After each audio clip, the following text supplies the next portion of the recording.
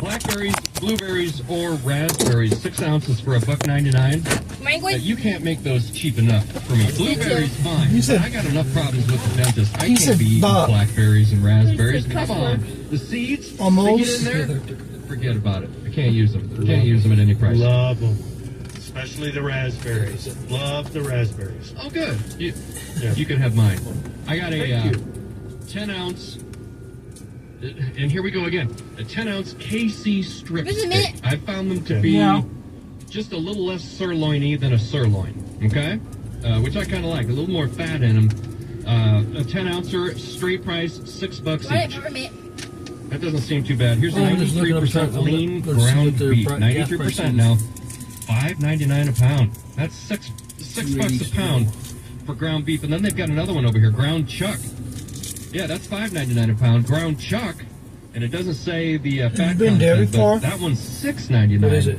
a pound. car Butterfly wash. pork loin chops, fresh, boneless. Oh, it's a family pack. No. $2.99 a pound. Pork country style ribs, $2.99 a pound. Breakfast loin chops, $3.99 a pound. Let's see. You want to get a little bigger KC strip steak here at $18.99 a pound. Wow. And a ribeye. Well, your 10-ounce strip was how much? $6 even. $6. Okay, well, just put another 40% on top of that. Okay. So that's still not a bad price on those 10-ouncers. They're good. I don't too. think. I can cut them in half and make, now I can feed us both. Ribeye steak, a 12-ouncer, not even a full pound, $20 each. That gets a little high. Chicken grillers, select varieties, 2 Where's this came for from? $9.98. Fresh chicken breasts going for $5.99 a pound. Here's salmon at $12 a pound. That doesn't seem like that good an option. Fresh full catfish, Yeah. $6.99. Huh. So there you go. The pork is still substantially Did you cheaper. see those pictures of the catfish I sent you? They were massive. Massive. Unbelievable. That's the fish I've been looking for 3 years. Right I now. take one weekend off. It's and bucket my time. boys go out there and pound them. What was it, a 42-pounder and a 42-pound flat. Hi. Yeah. What are you doing there? So, Yeah. talk to the listeners. How do you schedule? How do you deal with something like that in the kitchen? You butcher that. You Yeah. butcher that and cut her up into 2-pound Alright, so it chunks was 5 minutes. and process Cookies. it, freeze it. And you got fish for the winter. Yeah. So they had a 42 and a 22. So it was a good Labor Day weekend. Beauties. for the Labor Day boys. anymore. Yeah. Like, Yeah. Oh, that was a So good that's how you put conversation. fish in the freezer right there. Oh, heck yeah. Heck yeah. You may not have room for that cow after all that. Jody Lawrence from Strategic Trading Partners left us with watch for those feeders to come back in from Mexico and South America. That may be your sign that the rally is on its absolute last hoof there. You got any thoughts on that? Well, it's because Four. dang. the standard operating procedure is no trade across the border now. So once you change the status quo, okay, then the market has to adjust. And reopening that southern border to Mexican cattle, it's been closed for a long enough period of time, on and off. Well, I'm sorry, it was first closed in November of last year. It was opened up for a short period of time. Then we found the New World screwworm closer to the U.S. border, and then we shut it down again. It hasn't been reopened since then. There are a lot of people, including a lot of Texas feedlots, that would like to see that border reopened, and let's start moving the calves back in here. When it happens, I think Jody is exactly right. That's going to be changing the status quo of the market, and the market's going to have to adjust to that when it does happen.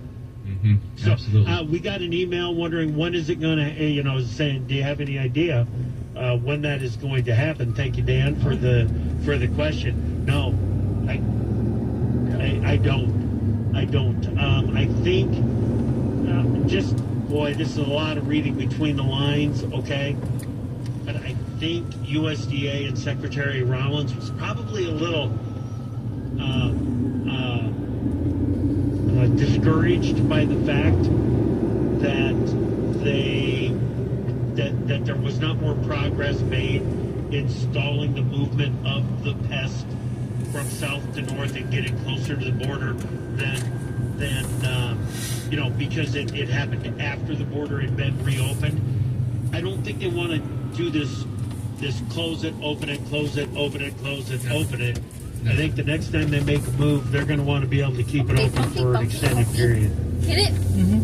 Well, and then the question then becomes, okay, how closely do we want to, how comfortable do we need to be that screwworm has been defeated as we're bringing those cattle in over the border? There's got to be, to me, enhanced screening, all kinds of stuff has got to happen. It can't only be enhanced screening. It's got to be the jacked up efforts to get that pest and push it further south. So the production of the sterile flies, the distribution of the sterile flies has to be up and running, I think, before we reopen that border. And boy, that's going to be deep into 26 before we do something like that.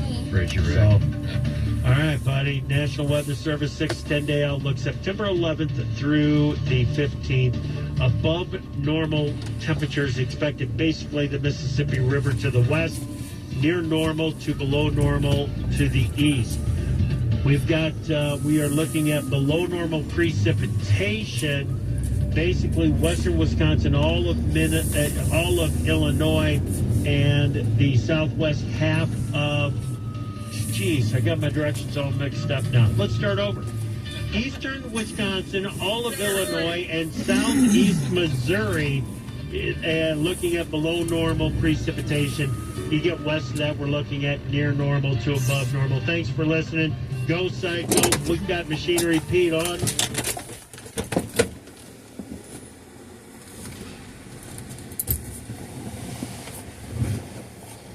Give me a bomb. What? Yeah, look up. You see our sign? Grounds? Yes. Move right up. Look what's that Sounds Club. Goodbye. I'm dying.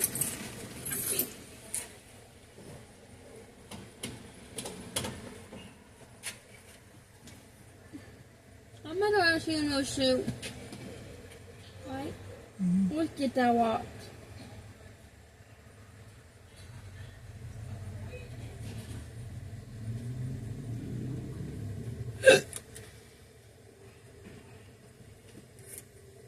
Video? Yeah? What? Pick up? Oh, that's wearing a shirt.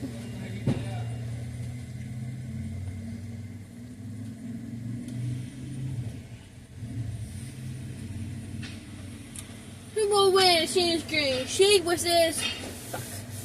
Chargers? Who will win? She versus Charger. Who will win? Kansas City?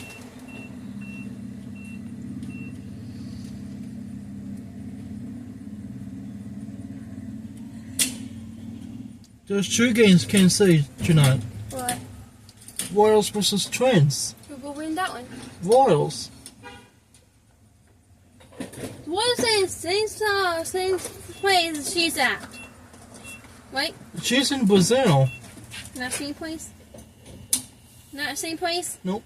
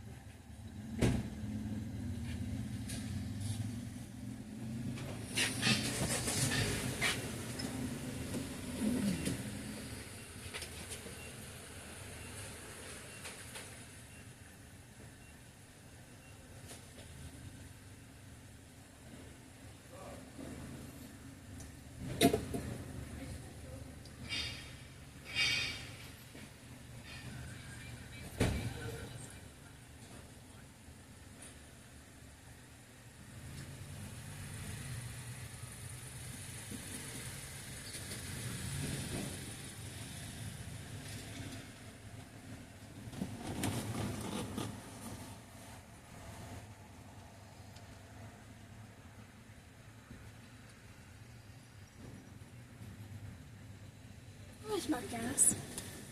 The door's open. Ow! I'm dying. I want her to die. They're killing me right now.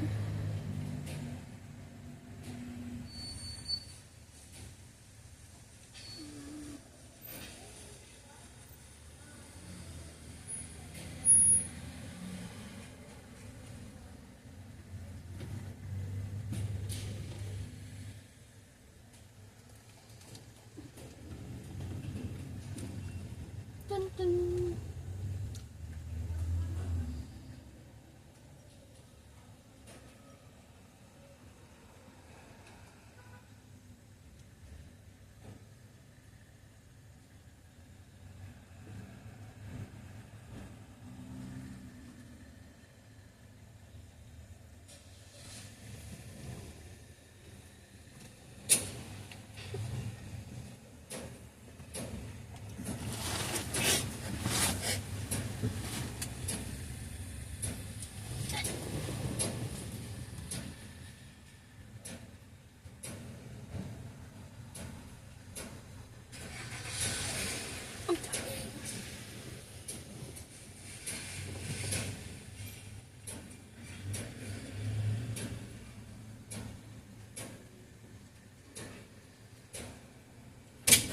Boom!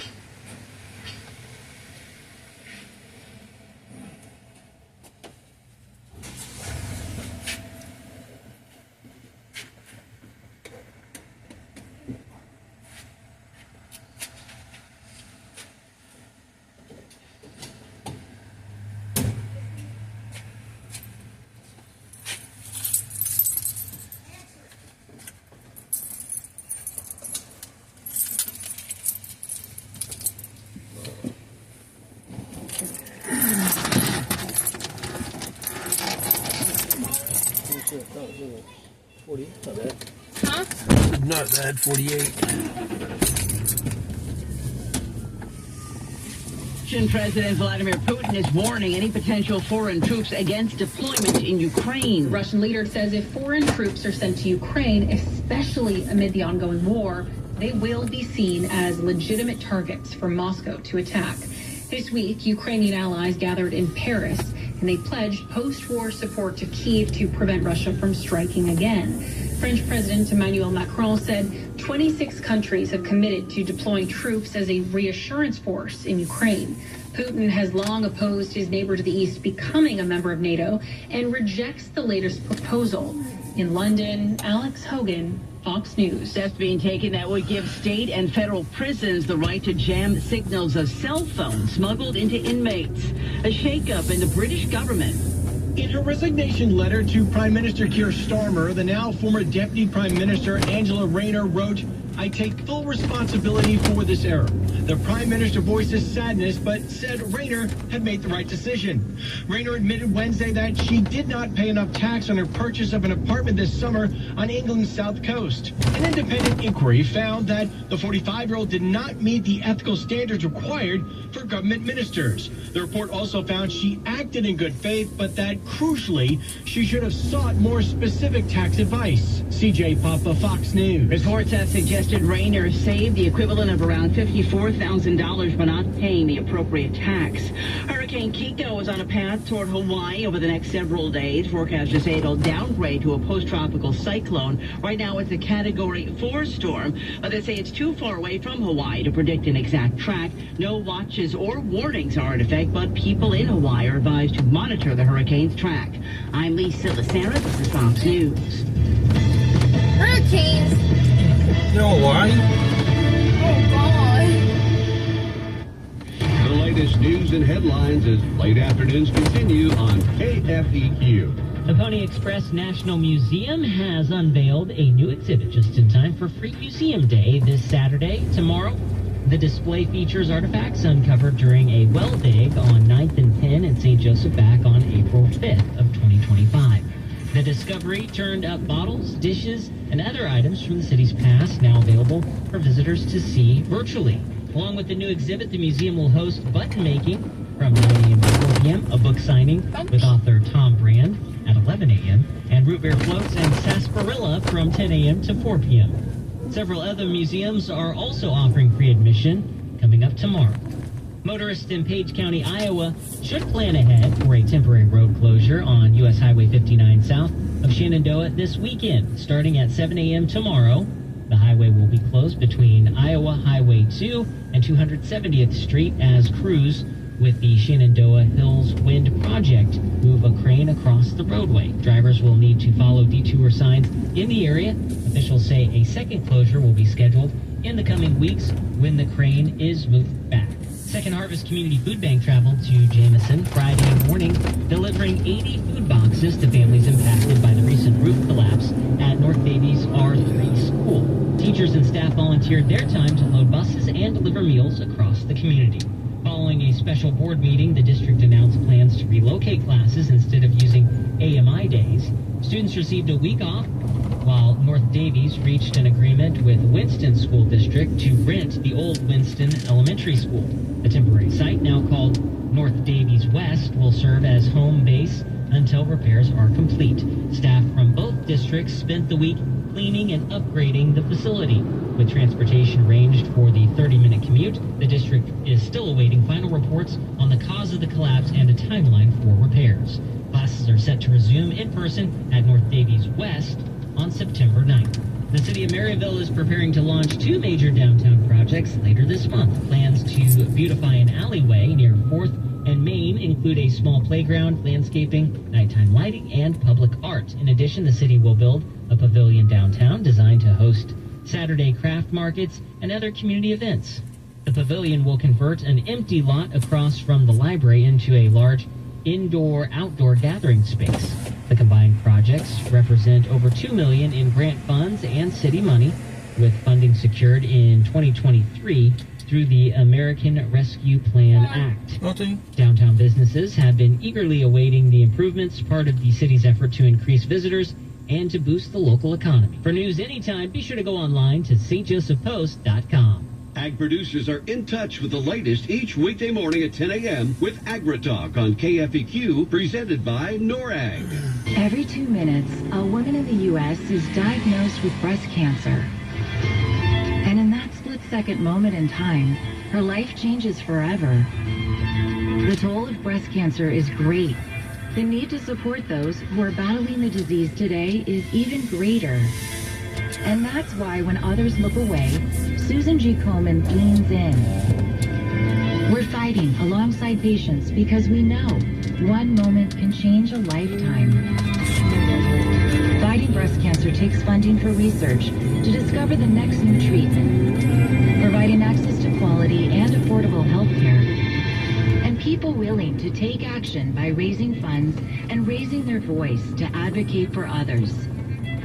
United by hope, we can end breast cancer. Join our fight. Save lives. KFEQ Sports. I'm Matt Pye. The Royals put an end to their 3-game losing skid. Kansas City defeated the Los Angeles Angels 4-3 at Kauffman Stadium. Adam Frazier, Vinny Pasquantino, Salvador Perez, and Bobby Witt Jr. each hit a solo home run in the victory. Perez homered in the 7th to tie the game. Then one day after Witt Jr.'s Gilly miscue cost the Royals, he responded with this go-ahead home run in the 8th. Manager Mac Quatraro says over the long haul, Bobby is going to do a lot more good than not. He beat himself up yesterday after the game, and that's because he cares so much. And, you know, the fact that he's back out there and doesn't hang his head, that's what makes him as good as he is. Lucas Erceg earned his 7th win in relief, and Carlos Estevez recorded his major league leading 37th save against his former team. Kansas City now turns around and continues their 9-game homestand, hosting the Minnesota Twins tonight. Michael Wacha is on the mound with a 6:40 first pitch. Pregame is at 6 o'clock here on KFEQ. The Royals will be without a member of their starting rotation for the foreseeable future. Kansas City has placed right-hander Seth Lugo on the 15-day injured list due to a lower back strain. A pair of AFC West Division rivals squaring off in Sao Paulo to open the NFL season. The Los Angeles Chargers taking on the Kansas City Chiefs tonight. Chargers hoping to put an end to a 7-game losing streak against the Chiefs. Los Angeles' last victory over Kansas City came week 3 of the 2021 season. Meanwhile, the Chiefs hoping to bounce back from a losing Super Bowl 59 to the Eagles. Kansas City's won the AFC in 5 of the last 6 years. Patrick Mahomes says the Chiefs ready for the Chargers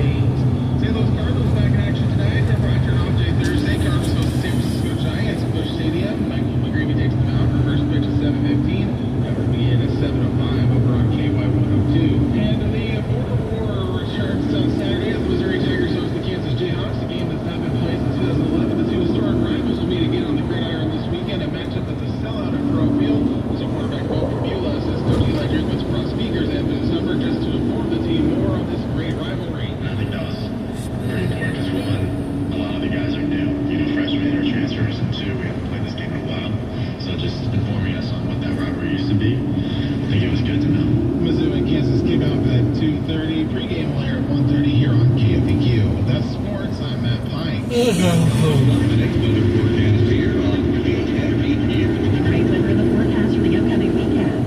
Clearing out the clouds for the overnight hours, our low dipping into the mid-40s. We have plenty of sunshine streaming in Saturday. Looks like for Sunday too, and our weekend highs are approaching 75 degrees.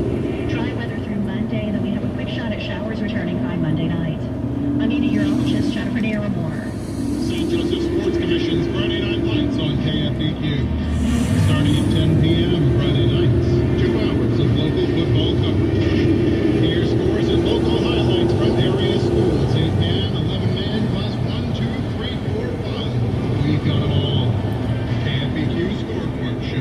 Brought to you by the St. Joseph Sports Commission. Do you know a veteran in need? After leaving the military, many veterans struggle to find their way home. Because to a veteran, home isn't just a place.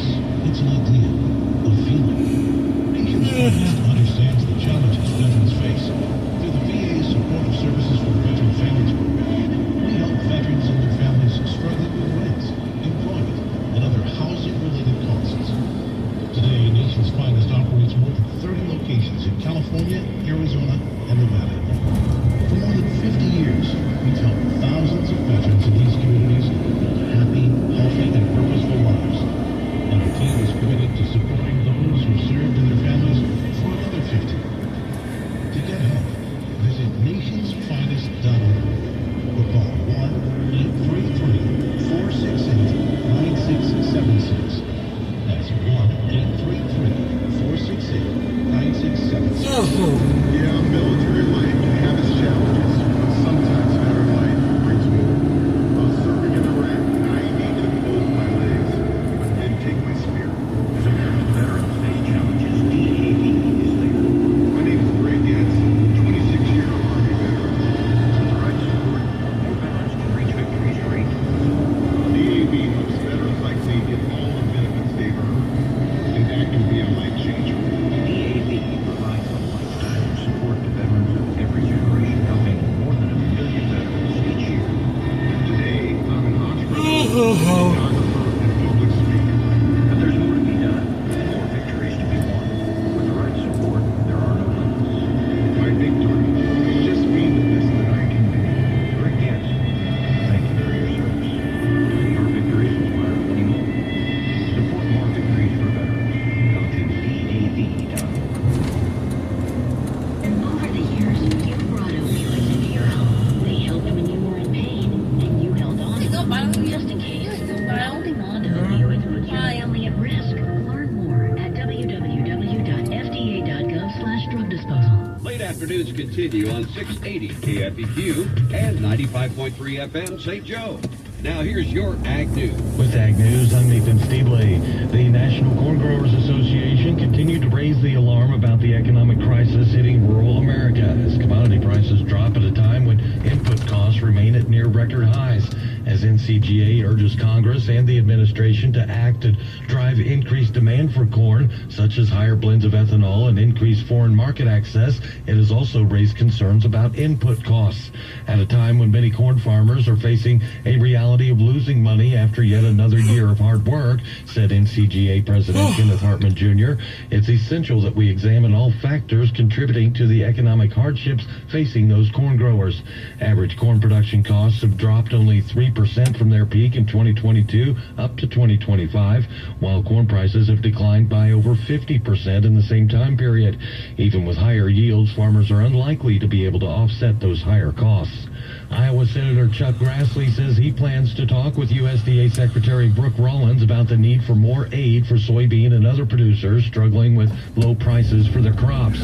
Grassley says it may take legislation or aid from the Commodity Credit Corporation, as it did during the first Trump trade wars. But either way, he expects to speak with Secretary Rollins. The word that I'm getting from bankers and from farmers is that there's going to be tremendous stress as a result of the low prices now, and I think it's going to hit a crescendo where there will end up being some help, but it hasn't reached that point yet. The American Soybean Association wrote President Trump recently pleading for relief amid the still unresolved tariff fight with China, the biggest foreign soy market now shut off to U.S. beans.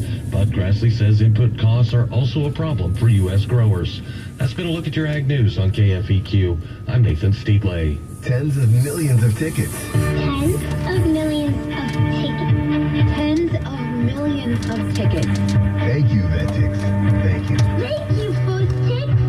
Thank you, Vetix and First Tix. Thanks to your support, the nonprofits VetTix and First Tix have given away tens of millions of tickets and counting to vets currently serving military, the immediate family of troops killed in action, and our brave, current, and former first responders. These tickets are a meaningful way to say thank you to American heroes and help them re-engage with American life by giving them free, fun experiences and new happy memories that'll last a lifetime. And now, we want you to be part of the mission